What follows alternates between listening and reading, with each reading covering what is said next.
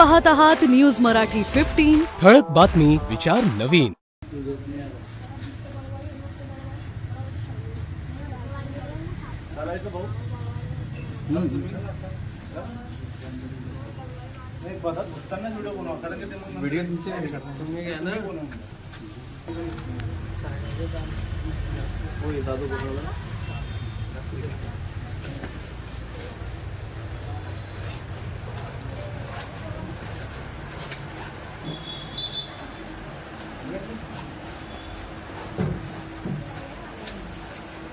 या ठिकाणी भरपूरदा साहेबांना भेटी घेण्याकरता आम्ही या ठिकाणी आलो, बरोबर या ठिकाणी एकहीदा साहेब आम्हाला भेटले नाही किंवा आमचं एकही फोनाचं साहेबांना उत्तर दिलं नाही। या कारणास्तव आम्ही आज या साहेबांचा आम्ही निषेध करतो, तडवी साहेबांचा।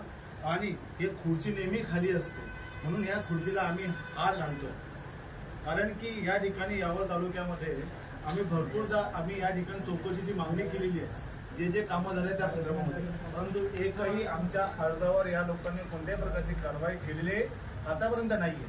त्याचे रिझन आतापर्यंत आम्हाला समजत नाही आणि त्यांनी पत्र विभाग परत आम्हाला स्मरणपत्र पाठवल्यानंतर यांनी या लोकांनी आम्हाला कोणत्याही प्रकारचं उत्तर दिलेले नाही। आणि या ठिकाणी खूप मोठ्या संख्येने भ्रष्टाचार आम्हाला आढळून येतोय की हे लोक भ्रष्टाचार करतायत का, म्हणून यांना या लोकांनी एवढी ताकद आली हे समजायला मार्ग नाही।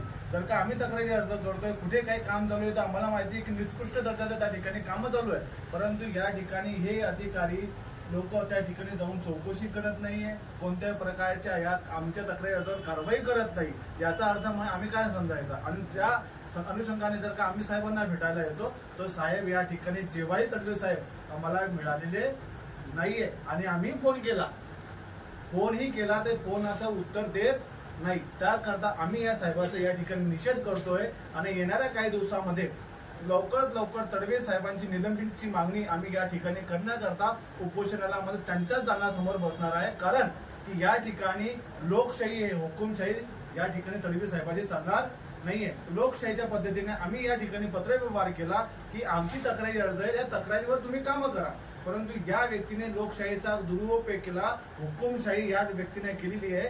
हुकुमशाही का म्हणतोय मी हुकुमशाही? कारण की आमच्या पत्रावर काम या लोकांनी करायला पाहिजे होतं, परंतु अद्याप या लोकांनी पत्रावर काम केलं नाही।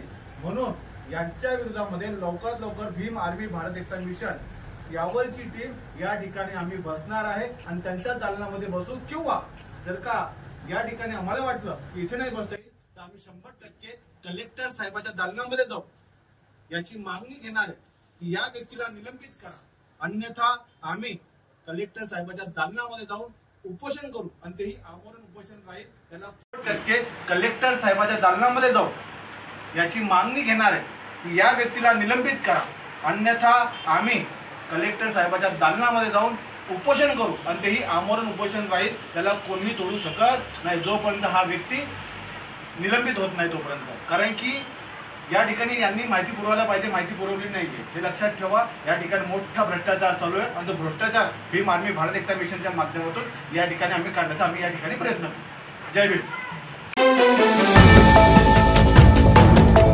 ठळक बातमी विचार नवीन।